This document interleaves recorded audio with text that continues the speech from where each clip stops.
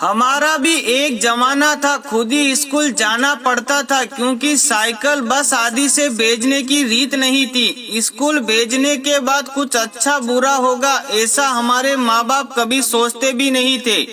उनको किसी बात का डर भी नहीं होता था। पास ना पास यही हमको मालूम था। परसेंटेज से हमारा कभी संबंध ही नहीं था। ट्यूशन लगाई है ऐसा बताने में भी शर्म आती थी क्योंकि हमको डपोर संघ समझा जा सकता था। किताबों में पीपल के पत्ते, विद्या माता के पत्ते, मोर पंख रखकर हम होशियार हो सकते हैं ऐसी हमारी धारणाएं थी। कपड़े की थैली में, बस्तों में और बाद में एल्यूमिनियम की पेटी में किताबें कॉपियों को बेहतरीन तरीके से जमा कर रखने में हमें महारत हासिल थी। हर साल जब नई क्लास में बस्ता जमाते थे उसके पहले किताबें कॉपी पर ऊपर रद्दी पेपर की जिद चढ़ाते थे और ये काम एक वार्षिक उत्सव या त्योहार की तरह होता था। साल खत्म होने के बाद किताबें बेचना और अगले साल की पुरानी किताबें खरीदने में हमें किसी प्रकार की शर्म नहीं होती थी क्योंकि तब हर साल नई किताबें बदलती थी और ना ही पाठ्यक्रम। हमारे माता पिताजी को हमारी पढ़ाई का बोझ है ऐसा कभी लगा ही नहीं। किसी दोस्त के साइकिल के अगले डंडे पर और दूसरे दोस्त की पीछे कैरियर पर बिठाकर गली गली घूमना हमारी दिनचर्या थी। इस तरह हम ना जाने कितना घूमा होंगे। स्कूल में सर के हाथ से मार खाना, पैर के अंगूठे पकड़कर खड़े रहना और कान लाल होने तक मरोड़े जाते वक्त हमारा ईगो कभी आड़े नहीं आता था। सही बोले तो ईगो का क्या मतलब होता है ये हमें मालूम ही नहीं था।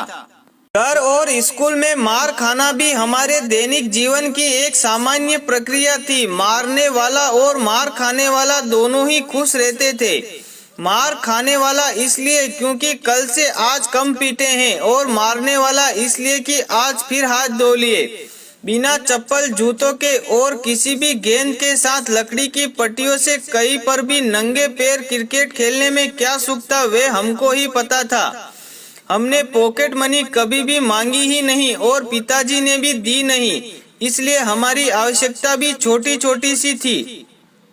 साल में कभी कभार एक आध बार सेव, मिक्सर, मुरमुरे, बेल खा लिया तो बहुत होता था। उसमें भी हमें बहुत खुश हो लेते थे। छोटी मोटी जरूरतें तो घर में ही कोई भी पूरी कर लेता था क्योंकि परिवार संयुक्त होते थे। दिवाली में लौंगी पटाखे की लड़ को छूटा करके एक एक पटाखा फोड़ते रहने में हमको कभी अपमान नहीं लगा। हम हमारे माँ बाप को कभी बता ही नहीं पाए कि हम आपको कितना प्रेम करते हैं क्योंकि हमको आई लव यू कहना आता ही नहीं था। आज हम दुनिया के असंख्य धक्के और टोंट खाते हुए और संघर्ष करती हुई दुनिया का एक हिस्सा हैं। किसी को जो चाहिए था वह मिला और किसी को कुछ मिला कि नहीं क्या पता। स्कूल की डबल ट्रिपल सीट पर घूमने वाले हम और स्कूल के बाहर उस हाफ पैंट में रहकर गोली टोपी बेचने वाले की दुकान पर दोस्तों द्वारा खिलाए पिलाए जाने की कृपा हमें याद है। वे दोस्त कहाँ खो गए, वे बेर वाली कहाँ खो गई, वे चूरन बेचने वाली कहाँ खो गई पता नहीं। हम दुनिया में कहीं भी रहें पर यह सत्य है कि हम वास्तविक दुनिया में बड़े हुए हैं। हमारा वास्तविकता से सामना वास्तव में ही हुआ है।